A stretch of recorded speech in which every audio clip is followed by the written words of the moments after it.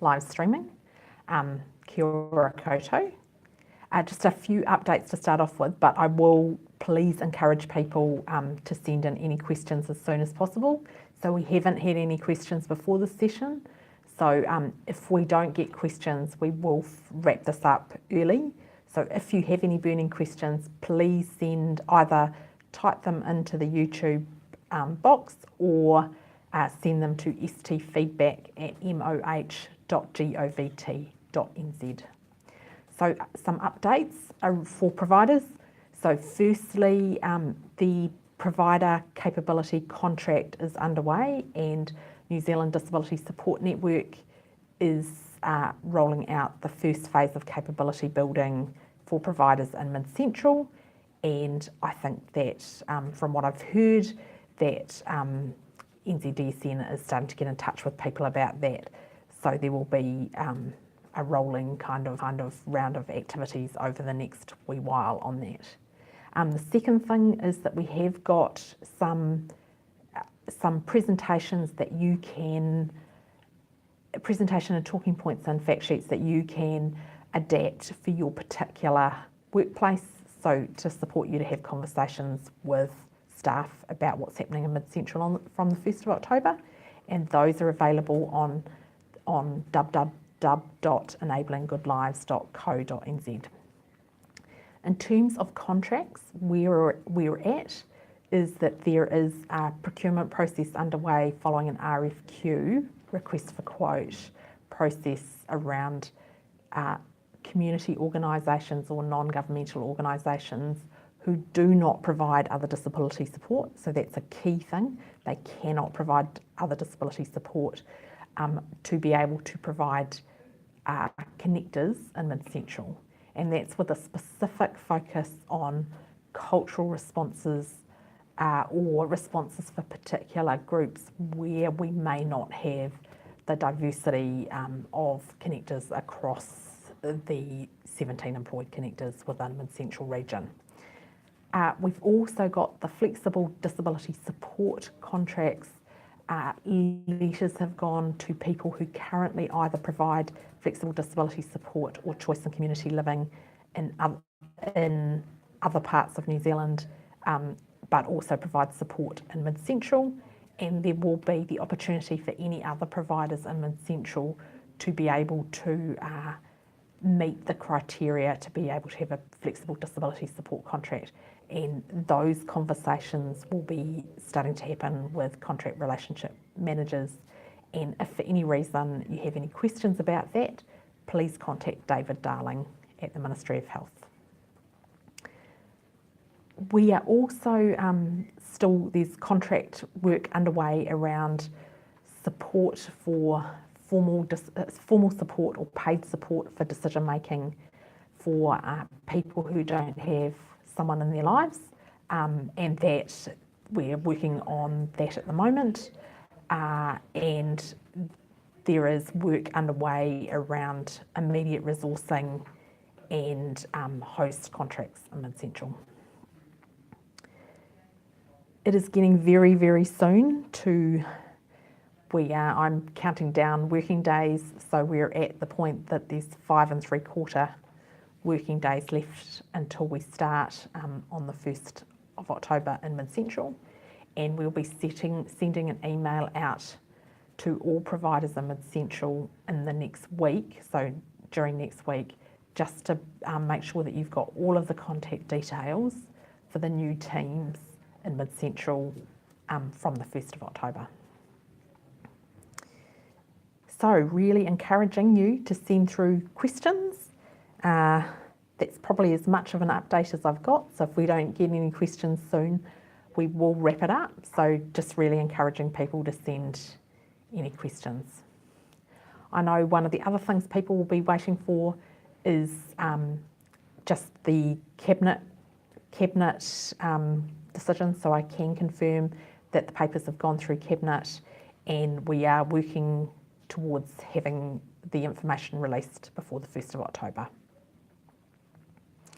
So I understand that a few people have just joined the live streaming session. So once again, I'll just remind people, can you please get any questions you have in now?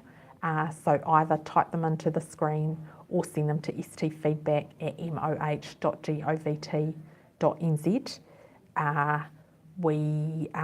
We will finish this session early if we don't have questions, so just really encouraging people to get their questions in.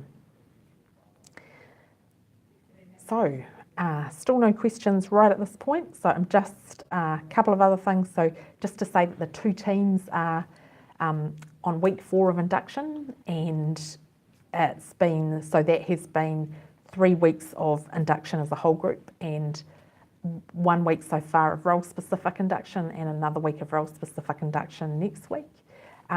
So we have got connectors on board, fundings, coordinators, disability information people, government liaisons, and they're all getting inducted at the moment. Really want to remind people and encourage people in Mid Central, just a reminder, please, if you want to have your information on the website on the 1st of October, can you please make sure that you have sent any updated information for the new website about your offerings with a real, this is your chance to tell people about the flexible support options that you'll be providing on the 1st of October.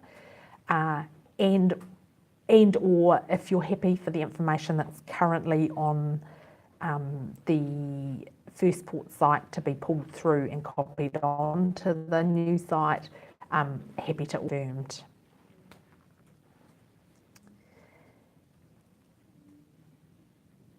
Okay, so we've just got some people who've just joined who's saying it's hard to keep up with what's been discussed, but she can watch at the end. So just at the beginning, I just gave some updates for providers, so I really would encourage people just to have a look at that. It's just around what's been happening. Okay, I had a question about who are the service providers. So when we're talking about providers, that includes anybody who currently provides disability support services in Mid Central region, and we will be trying to increase or hoping that other providers across the region will also want to offer things going forward, and that the current providers will want to offer more flexible support options, and with a particular focus on how they apply the Enabling Good Lives vision and principles in the way that they deliver that support, and an increasing decision making from disabled people and families. So once again, when we talk about providers, that can mean people who provide disability support, so that is additional support for people to overcome barriers in society, and universal services that are available to the whole population, not just if you have a disability. Just really encouraging people to get in questions.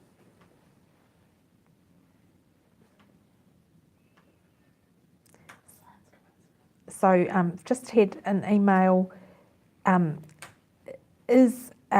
question, is EGL rolling out nationwide or region by region, and if it's the latter, is there a timetable? So at this stage, no decisions have been made by government about expanding the system transformation or the transform system beyond Mid Central. So at this stage, ministers have agreed to the prototype being launched on the 1st of October using a try, learn and adjust approach, and then with advice about options beyond Mid Central to go back to ministers in late 2020. So at this stage, no decisions have been made on a nationwide rollout. It is at this stage only government have agreed to the prototype within Mid Central region, and advice will be given to them about the next steps once we have gathered information using the try, learn, adjust approach and made refinements, and got lots and lots of information. Comment, it would be a big help to have a list of names of providers who will be involved in the new system. So one of the things I said just before was just a reminder to providers to get their information in to go on the website. And so when the new website is up and running for the prototype, which will be on the 1st of October, there will be a website specifically for Mana Whakaha, and on that there will be a list with information about the providers who are available to provide support in Mid Central. If for any reason people haven't been contacted about that or want to put in information, you can send that to us at stfeedback@moh.govt.nz. And obviously we will be putting as much information as we have on the website for the 1st of October, but we will continue to add that. Okay, I've got a question that I think specifically come from the deaf community. Have you got all around to put the answers on Sonia's question she had for last Friday in Google Docs? So the short answer to that is no. What Sonia is working on is developing communication about the key messages for people in Mid Central. And so rather than answering this, because a lot of those questions are around the edges without having an understanding of what it will actually mean for the deaf community in Mid Central. So what we're really wanting to do is to make sure that we first get out the video with key messages for the community, and then following that we will go back to answer this, to check that questions are either covered off on that or specific questions post that. And the reasons are that there are, if you have the information about how things will work, a lot of those questions, the answers become clear. And with some of them, we don't know yet, and it will be part of trying the new system, learning from that and making changes to that. But what we will do is collect information about specific scenarios to be able to provide more information to the deaf community. I've got a question that's been asked. We're frequently asked to have our support workers use their cars to take clients out and about. Does EGL allow for this in some way? So I think that is a specific question around where I don't think the use of support workers using their cars is specifically related to anything from the ministry, but around what provider health and safety policies are in relation, and so therefore what they have put in place for their support workers. So I think that's a question that I can't specifically answer, because I think it will come back to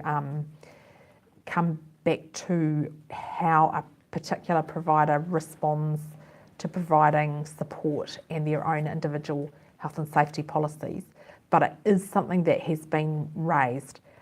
If anybody has further information about that, where they can, where they say there is something specific from the ministry that is stopping that, if you could please send that to me. So that's to Sacha, SACHA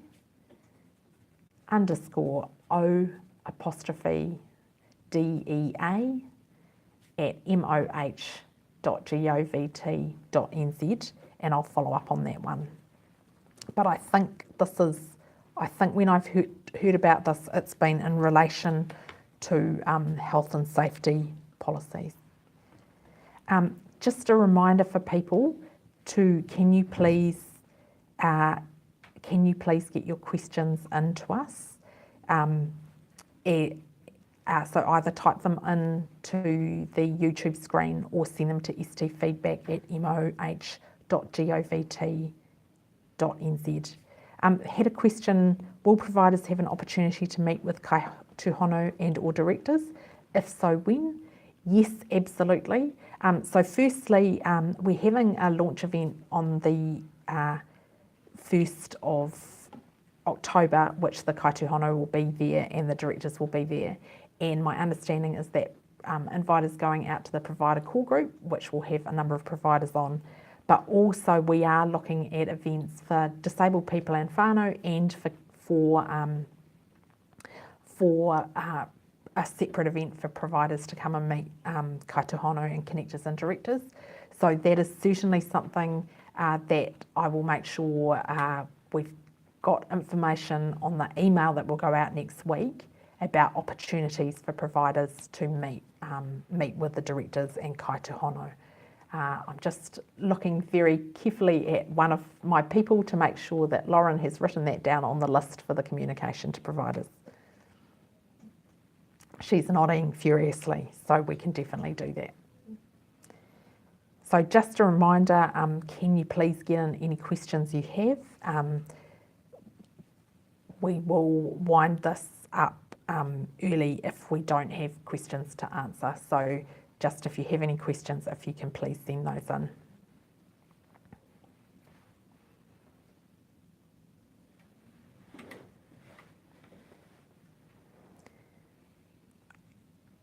Okay, we're not getting a lot of questions, so we'll give it a couple of minutes, and again, I just want to really remind people that if for any reason you think of a question after this that you wish you'd asked, you can send it to stfeedback@moh.govt.nz and we'll provide you a response as quickly as possible.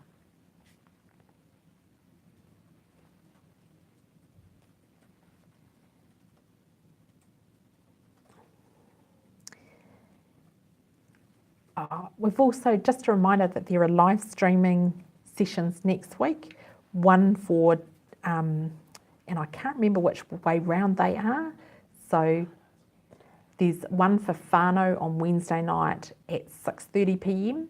and one for disabled people on Thursday at 6:30 p.m. And on the disabled people one on Thursday, Lorna Sullivan, who is the director of the Kaituhono Connector team, will be also on the live stream to answer questions alongside me. So that is one of the big things that's about to change, is that from the 1st of October, you will see less and less of me and more communication directly from the directors. So that's from Lorna Sullivan, director of the Kaituhono Connector team, and Marshall Tatou, who is director of the TARI system team. So just a reminder, if we don't have any more questions, we'll wind up in 2 minutes. So just if anybody has any burning questions, if you could send those through, but there is still the opportunity to send them through to stfeedback@moh.govt.nz. Just a reminder too to everybody that 1st of October is just the beginning. We are going to continue to develop more information and resources and to try things and learn from them. So if there is something that's not in place on the 1st of October, we will still be working on things post the 1st of October. So question about, is there any bulk funding in the plans? So I think with that question is quite a broad question, and I think probably the best way I can respond to that is to say that the current approach to contracts, depending on where those contracts are, so at the moment there's contracts via the Ministry of Health and there's contracts via Ministry of Social Development, for example, that there isn't any change to the way that where things are centrally purchased or where the ministry manages them. We're not proposing to change the way the kind of funding models behind those. But what we are doing is varying the contracts to ensure that they're based on the Enabling Good Lives vision and principles, and to really encourage, to take away some of the restrictions and encourage providers to provide more flexible support options that meet the needs of disabled people, and to support disabled people and whānau to have a greater role in decision making over the support that's provided by providers. So any other questions? Okay, well, I think we will wind up there, and if you have any questions after this, please feel free to send them to stfeedback@moh.govt.nz. Thank you.